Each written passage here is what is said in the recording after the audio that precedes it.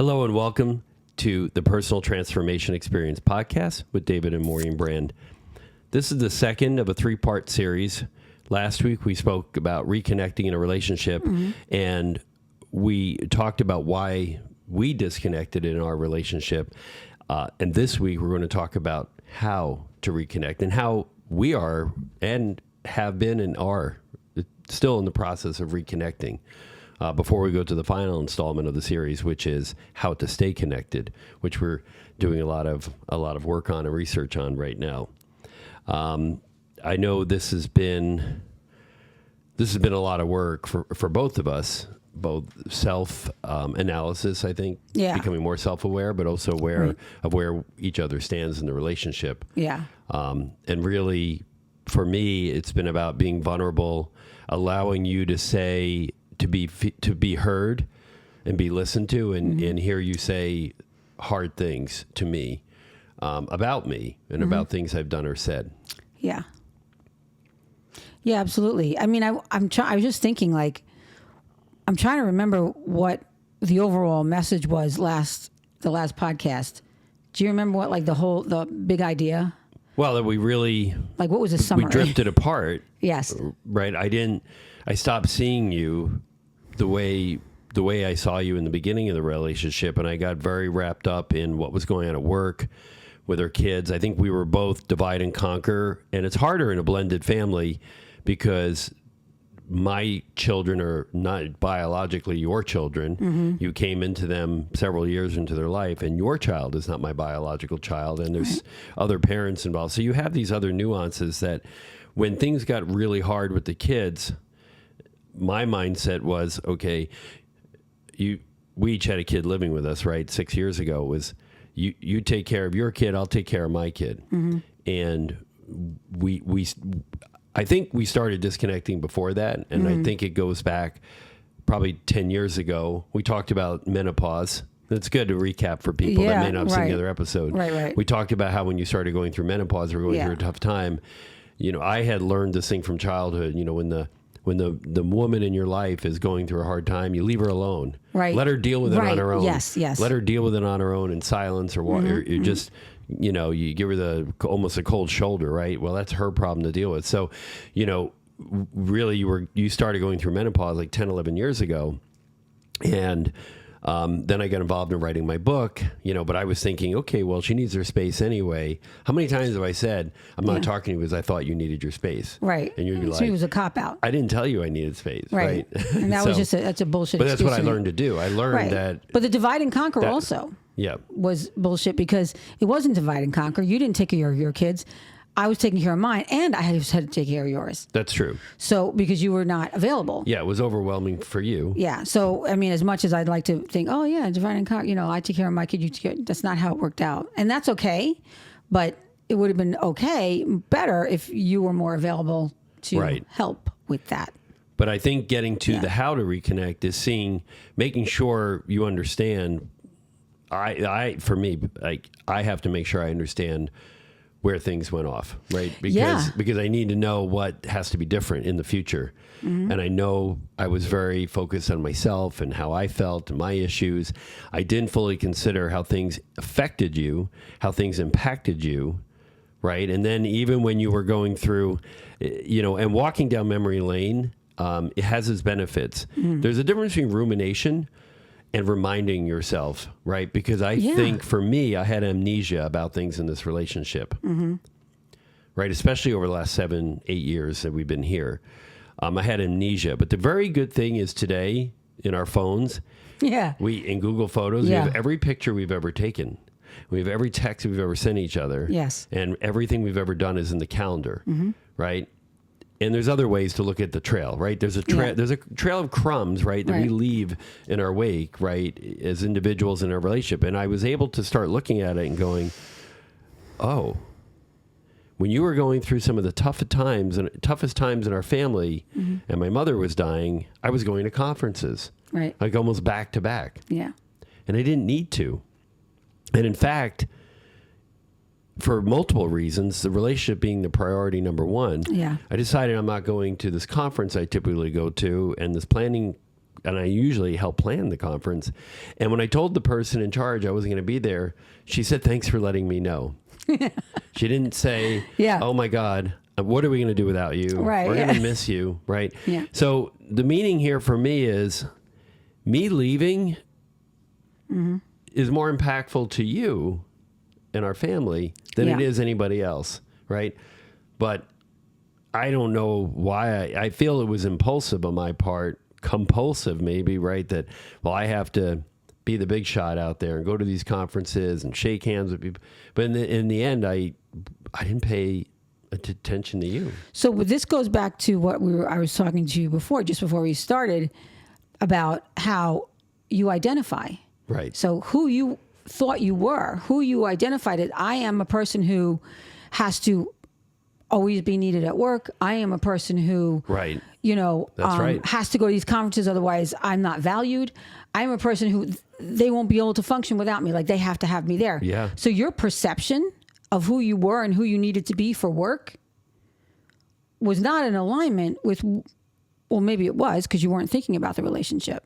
No, I wasn't prioritizing relationship. Right. And that goes to the thing I sent you yesterday. I saw on Instagram. It was a great snapshot meme that your kids are going to grow up and move out, right? Yes. Start their own lives. They're That's going to right. get married, have kids, whatever it is that they do, right? In most cases, right? There's some disabled children that stay with their parents, Right. and that's the exception, I think, rather than the norm, right? Yeah. But in most cases, kids are going to individuate, and they're going to grow up, and they're going to have their own lives. Your parents are going to die at some point, Yeah. right? And your job is not going to be there forever. Nobody has the same job from the time they're 21 to the time they're and you're 65. going to retire eventually. Right. So if you're putting those things above the relationship, it's not going to work. The relationship has to be first. It doesn't mean you don't care about your kids or your job. That's not what we're saying. But you have to prioritize the relationship. And I realize, that, and we talked about this last week, the relationship wasn't the priority. At least for me speaking, the priority was making sure I worked and maintained my work. And for me, working meant the conference, all that. But I mean, I would take that a step further and back up a little and say, you were not your priority. Oh, that's 100% true. Thus, the relationship was a priority, because unless you 100%. know yourself and take care of yourself first, can you have a healthy relationship? So you have to have a healthy relationship with yourself. You're 100% right. And then you can have a healthy relationship with your spouse or your partner. So I think that, for me, especially since I started going through menopause, but for many years, most of my life, somehow I prioritized my own health and well-being. I don't, maybe it was the way I grew up, and my dad's always making exercise the most important thing for him. But he didn't prioritize all of his health and well-being, but exercise was something he used and utilized as a means to deal with life. And I took that in, and that was something that I did.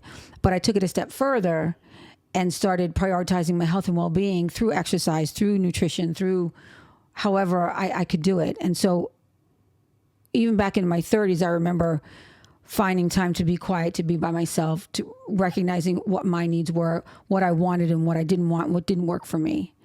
And, but I didn't do it enough. So, I went into relationships,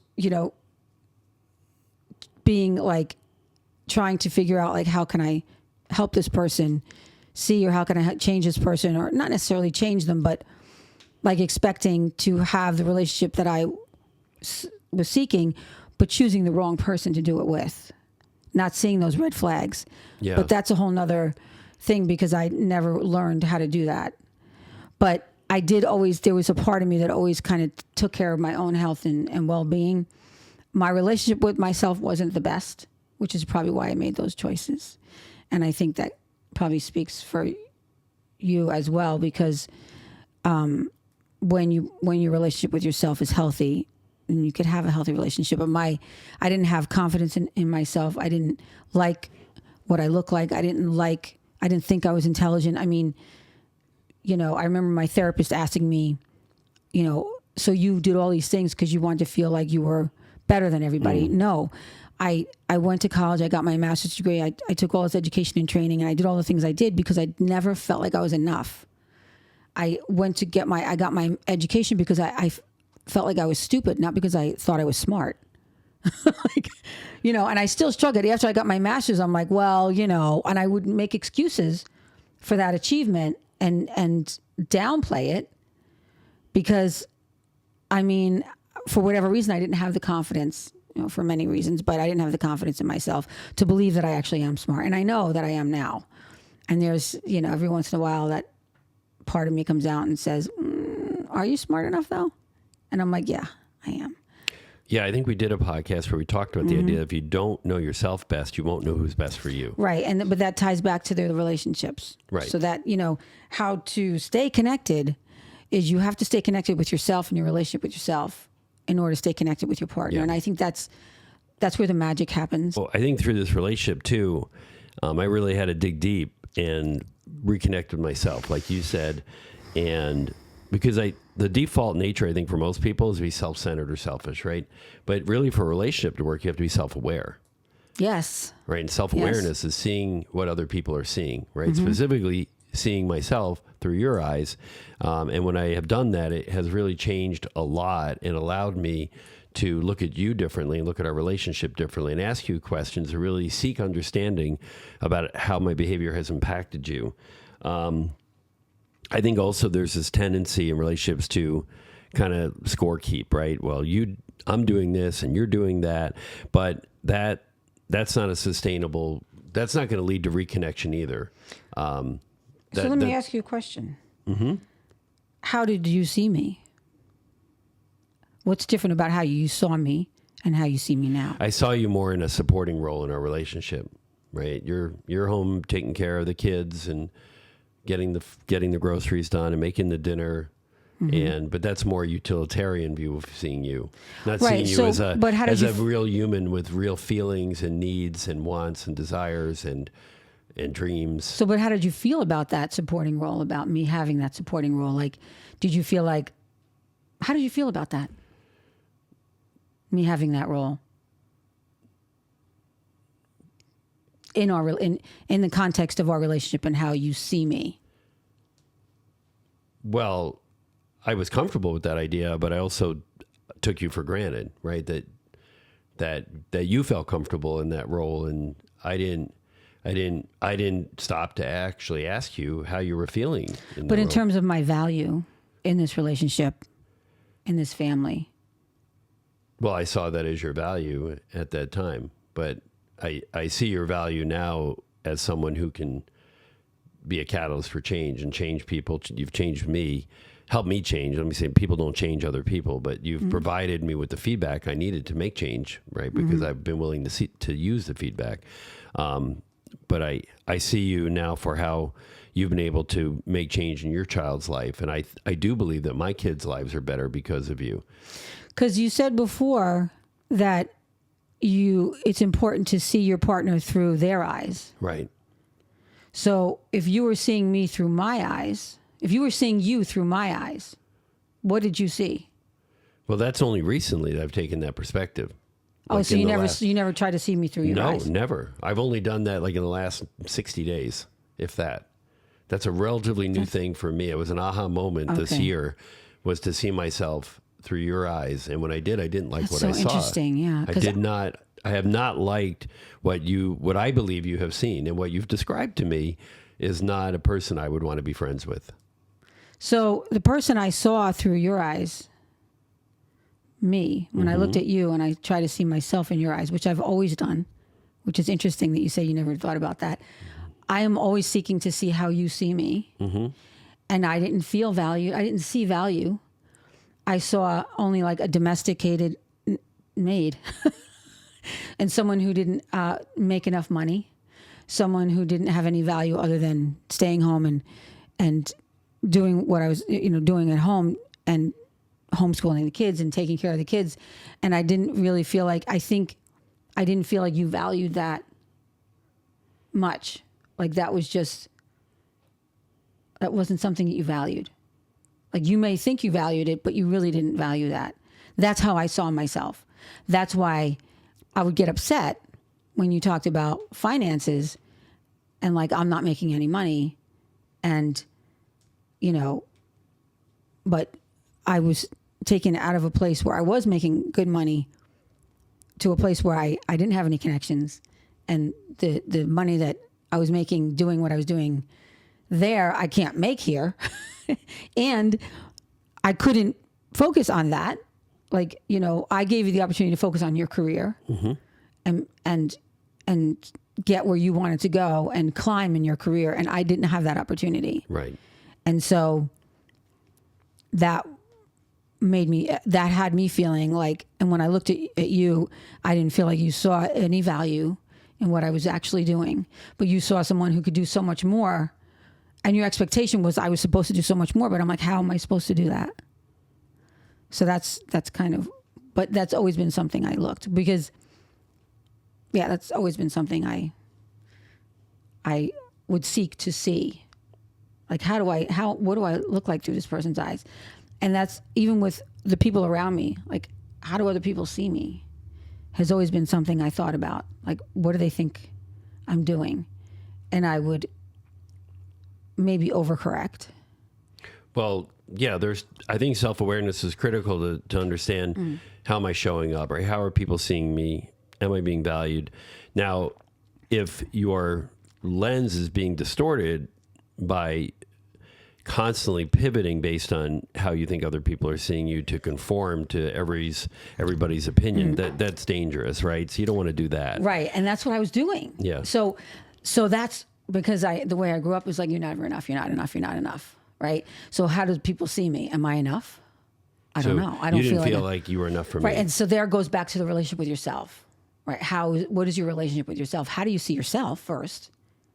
Is how your partner is going to see. Because when you change the way you look at yourself, other people will change the way they see you. Mm-hmm. Right. So it's another different, like a little bit of a different dynamic on change the things you look at, the things that you look at, change how you look at yourself, and how other people will change the way they see you, because you're seeing yourself differently. Right. And that makes all the difference. That happened for you and that happened for me, realizing that.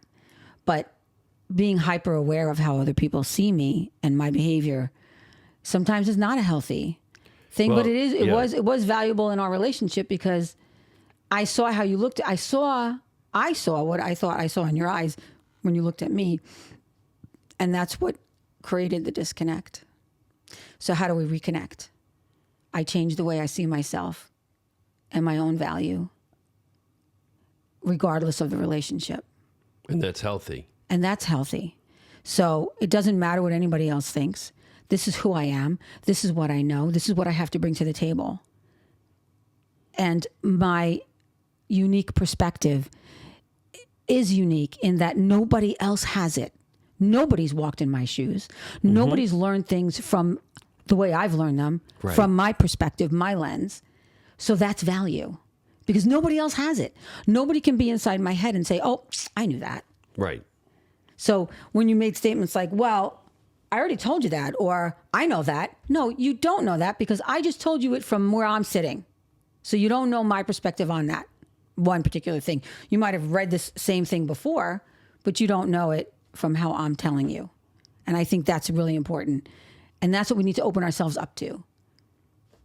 Well, that's opening up is part of reconnecting too. Yeah. You have to be open to your partner. It doesn't mean let your partner beat you up. I mean, curiosity, right? But also, well, both ways, right? I'm curious and seeking to understand, but then you have to be willing to open up and tell me what it is that I'm not seeing, right? Or what I'm not understanding. So what was your questions? Oh, those questions I was going to ask you. What is your why for your being in this relationship? Because mine is, I believe that I'm a better David with you than I would be without you, because of the things you've shown me and the mirror you've held up to me, and how you've held me accountable for my behavior and actions has caused me to self-reflect in a way that I would not with anybody else ever. So my why and why I'm still with you in this relationship, and what is me recognizing back when we first met how evolutionary your brain is, like how you think about change and how you take in things that are said to you and act on them when it resonates with you. And you did that when you were open and listening to me. When we first met and we started our relationship, you were like all consumed, right? I mean, with us, with me, and the things that we were sharing and the things that I shared with you. And when I shared things with you, like the books that I read, I think I talked about this last episode, The Power of Now, and those things. That is my why. My why has always been, not that I will never find, but I believe how we connected on the ability to communicate, and how you responded to the ideas that I brought to the table, and my beliefs and my belief system and the things that resonated with me resonated with you, and you took them in and you changed based on what you learned. That told me everything about you, right? And you also cook. But yeah, I mean, just that willingness to listen and make a change, realizing what you reflected on your own behavior. I've never known anybody who to do that in my life. Nobody has ever done that except me. I know, because this is how I've always grown and learned things. I'll learn about, and before I even knew about brain science, before I really learned about how the brain works, I would listen to something over and over again. I would act on it. I would keep it in my mind because I wanted to learn it. And I knew that that's how I learn. I had to keep going over it. Right. And that's how the brain works, right? You have 48 hours to keep that code, right? To learn what you needed to learn, and you have to act on that. So when you learn something, it really resonates with you. If you walk away from it, you're not going to remember it. Your brain won't absorb that information and then apply it into your life. But if you act on it in 48 hours and you teach it to somebody else, or you do something to act on, create and then create and then encode an emotion with it. Like, this feels great. And, I'm really happy. Like, just have an emotion connected to that action and that what you learned, it'll always be part of you. You'll always remember it. You don't remember, your brain does not remember things that's not encoded with an emotion. That's why a lot of learning doesn't happen. Like, you can study and do well on the test, but you're not going to remember it. Once that test is over, boom, you're gone. Right. You're studying for the test. You're right? studying for the test. Unless you connect an emotion to that, you're not going to learn. Right. So, back to my why, it felt so good to have someone really listen, be able to have those rich, intense conversations. It was such a turn on. It was such a turn on. I was so like, wow, this man is like, let's keep going, because I really want to learn more. I want to know more. And this feels really good to me. And so that has always been, even when things fell apart and we disconnected, I kept going back to that and thinking, this man is here. I know he's in there. We have a lot of shit going on. And I was making excuses, or rationalizing, but I was also trying to find compassion and understanding in what you were going through. Like, he's going through a lot. I am too. He's not seeing that about me right now, but I have faith that he will figure it out, because he figured it out before, and he's intelligent enough to do that. And he is very self-reflective, and he'll get there. So I believe that will get there. That's my why. That's why I kept going. That's why I didn't walk away. I mean, there was a time, I was like ready to like, fuck this shit. I'm not dealing with it anymore. But when you turn around, when you set your sights on something and you want to change something, you change. That's true. Like that. It's like you hit a switch, and you still have work to do, but you make that change and you act on it, and it's all consuming you. Right. It goes back to what we used to tell the kids, and they say, well, I'm trying. I'm like, we don't try, we don't do. try, we do. So my mindset is not, well, I'm going to try and be better in this relationship. No. I'm going to identify with a fulfilling, connected partner. My identity in this relationship is I am a connected partner. I am listening and attentive and attuned to your needs. Right. And I am also attuned to my own needs, but I'm working to ensure that we stay connected, and I'm doing that by ensuring I take the time to listen to you, to hear you, to allow you to vent your frustration with me, and tell me what your dreams and visions and goals are, and really see you as the unique and beautiful individual that you are, and not some accessory to me. Right, which goes to you told me the question, what do I need from you? I didn't have an answer. Right? You asked me the question, what do I need from you? I didn't have an answer, but I will tell you what I need from you. I need you to do all those things. I need to feel safe Right. to be vulnerable. And that was number one. I didn't feel safe to be vulnerable. Because I didn't feel like you would be listening, you would take me seriously, and you wouldn't judge me. Right. So you need to be heard without judgment. Without.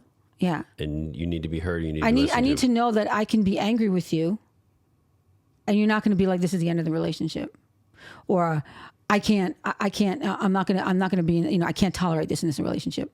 Like, that's not okay. Right.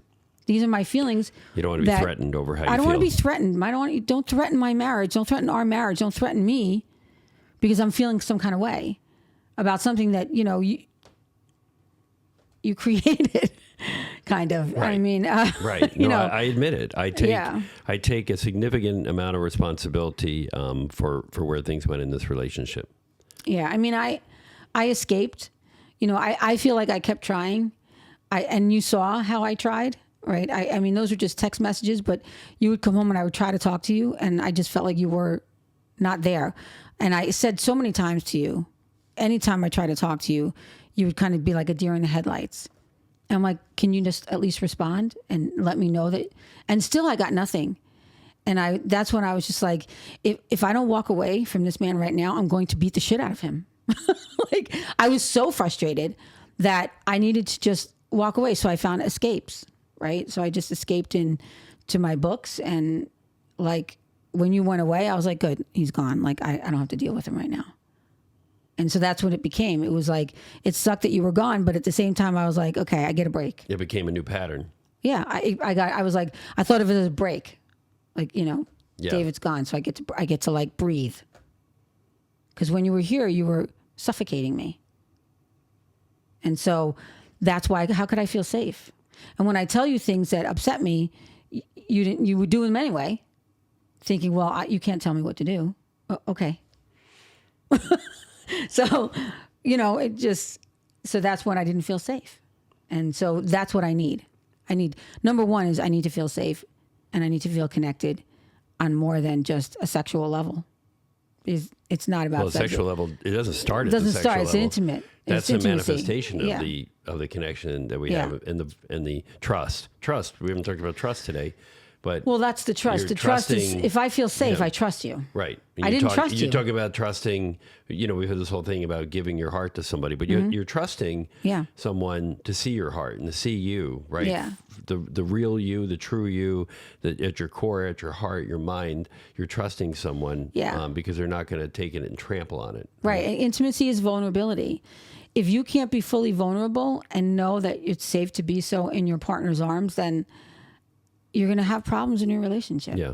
Like, if you can't talk to them about anything and everything, like, it was like, well, I don't share everything with my husband. And, I like to go away with my girlfriends. I need to get away. And that's great. Having that time with your friends is good, but it depends on why. Well, that's it. Like, what's the why? I mean, right. Escapes can be good, right? I mean, that's why people go on vacation. That's why people watch movies and read books, and that is to be transported to somewhere else. But if you're doing that because your current existence is intolerable, yes, that's a bad. different matter. Yeah, because you're still going to have that intolerable situation. There's no change. Yeah, you're going to come back to it. I think we talked about how, like, you compartmentalize and keep things in boxes. And I said, Yes.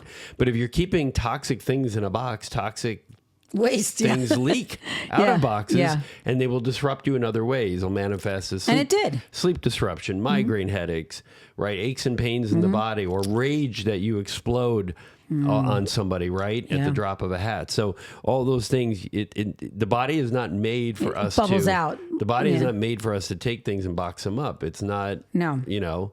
They are going to be toxic to us, and and that requires us to have those hard conversations with other people, with especially our partners in a relationship, and say, this is not working for me. This is what I'm feeling. This is... Yeah, and it's uncomfortable. It is. And it's not something you're going to be like, oh, yay. Right. No, you're not. You're not going to like it. We've had a lot of tears and anger. Yeah. And, and on both parts. I had to really allow myself to feel those emotions in front of you. Right. like, I didn't want to because that's vulnerability. Yeah. That's scary. But it takes more fucking courage to do that than to hold that shit inside and just be angry. When you because anger is pain. Right. Anger is pain manifest as anger. Right. And you're just trying to put up that anger wall because you don't want people to see you being vulnerable. But anger is pain. And I was in a lot of pain. And I didn't, it's very hard to break that down and let you see that and trust that you're not going to try to defend yourself. Like the old person, the person that, was there for the last 10 years is going to defend and try to like make excuses. And that's not safe. No. And yeah. I hope that you haven't seen me over the last 30, 60 days make excuses for my behavior. No, and I haven't. And so that's why I'm able to like cry and get upset and feel those emotions and tell you how I feel and know that you're not going to get mad at me or not going to have a fight about it because I don't do confrontation. Anybody who knows me knows I don't do confrontation well at all, and I will avoid it at any cost. I will do everything in my power to avoid confrontation. This is confrontational, right? So dealing with things that upset you in your marriage, trying to reconnect and explaining why you felt disconnected, coming from my own perspective, my own feelings, and just saying like, I felt like I was trying to do so many things. I was doing all these things and you were not listening. And you're being like, not saying, no, you weren't doing that. Like telling me what I did and didn't do and how I feel is not where you came from. And that's like the biggest mistake you can make. 100%. You cannot tell your partner that their feelings are wrong. Right. You can't tell anybody that. No. That's not safe. If you want to start a fight and you want to disconnect with your partner quickly, tell them how they feel. Tell them how they feel. And your relationship will be over quickly. Part of how to reconnect is to validate your partner. You have to validate them. Yes. You are allowed to have all those feelings. Yeah. Right? And those that's your perspective, that's your feeling.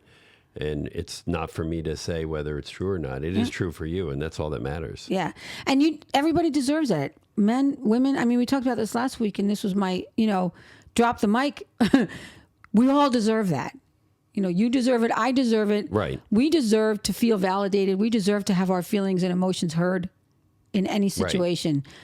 Nobody, doesn't mean you have to agree with me. That's right. It just means that I need you to hear what I'm saying. Mm-hmm. I don't expect you to agree on everything I say and do and feel. Right. But you could say, I didn't realize you felt that way. What can I do to change it? Or, whatever. But like, I'm glad you're talking to me about this. Tell me more. How many times have I said that to you? Thank you for telling me that. Yeah. I'm so glad you're telling me this. Yeah. Like this morning, I got really mad about something we were talking about. But the anger became pain right away. Like I didn't hold up that anger. It was painful to think about. And you didn't do anything but reach over and hold me. And, I'm glad, just let it out. You said, just let it out. That's everything. To tell your partner, just let it out. And even if it's anger towards you, tell them, just let it out. It's okay. It's okay to feel that way.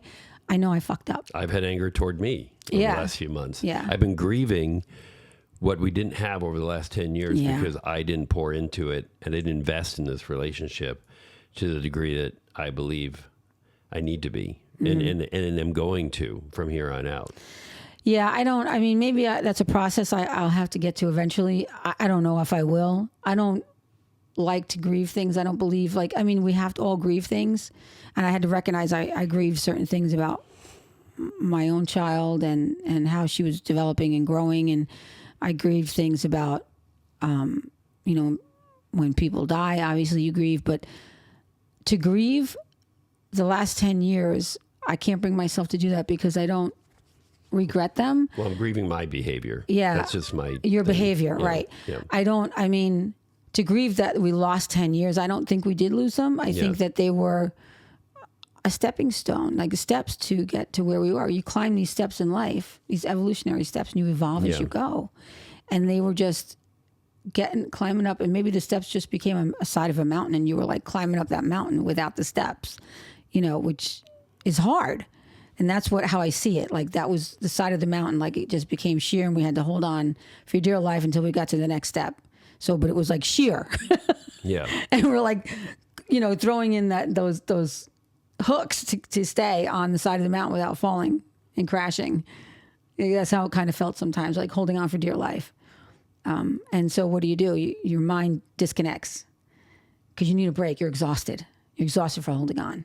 So you take a break and then you come back. It's just like when you do sets and you're working out, and I'm trying to get to 20 reps of an exercise, walkouts, right? Superman walkouts. By number 6, I'm like, ugh, I need a break, right? So I'll take 30 seconds and then I'll continue and I'll get to the rest of them with breaks. So that's what I was doing. You just take a quick break and you get back on the horse and you keep climbing that mountain till you get to where you can hold on and you can just sit and you're at the top. So what does success look like for you in this relationship? Success looks like just that. I think when I think of success, I think of progress, not perfection. Success looks like what we're doing right now. This is success. This to me is successful. Talking about it, being open with your partner. It looks like calm, curiosity, compassion, the 8 C's. Courage. Courage courage to connect. Connectedness. Stay connected. Having the compassion to do that. Being creative about how you connect when you are connecting. So that to me is what success looks like. Where we are in this moment, meeting each other where we are, recognizing how, seeing ourselves in each other's eyes. Yeah. Seeing myself, but first connecting with myself and recognizing how I feel about myself in any given moment. Because once you decide, I'm taking care of myself, it doesn't end there. You have to keep working on it every day. I have to work on how I see myself every day, even throughout the day. I don't go down a rabbit hole and be like, you idiot, you stupid. No, you can't say those things about yourself. You have to try to stay positive and be like, okay, what did I learn here? I made a mistake. What did I learn? How do I fix this? What do I need to know so that it doesn't happen again in the future? It's not to say you're not going to make another mistake, but you don't want to make the same mistake. Right. You want to try to growth comes from failing and learning from it and changing. Yeah. Right. Growth never comes from succeeding. Growth comes from failure. And when you fail and you figure out what you did, you move forward and then you become successful. Right. With the next time. Right. And so to me, that's what success looks like. No, I love that. I don't know that I have anything to add to that. I feel very aligned with that statement. Yeah. But I think to recap what we said, because this episode was about how to reconnect. So it's really being vulnerable, being truthful, being honest, having hard conversations, holding a mirror up to somebody in a very challenging and difficult way, and allowing the other person to see themselves through the other's eyes, right? And really seeing the other, right? And seeing you for who you are, for what you believe, for what you feel, for what you stand for, and then how you see me has been very eye-opening and has allowed us to dig deeper. The analogy I used a couple weeks ago was, I feel like this process of reconnecting was, we got on this elevator that's at the top of a mountain, and we go down the elevator 2 stories below ground, and we're like, whew. That's a lot. We're 2 stories underground.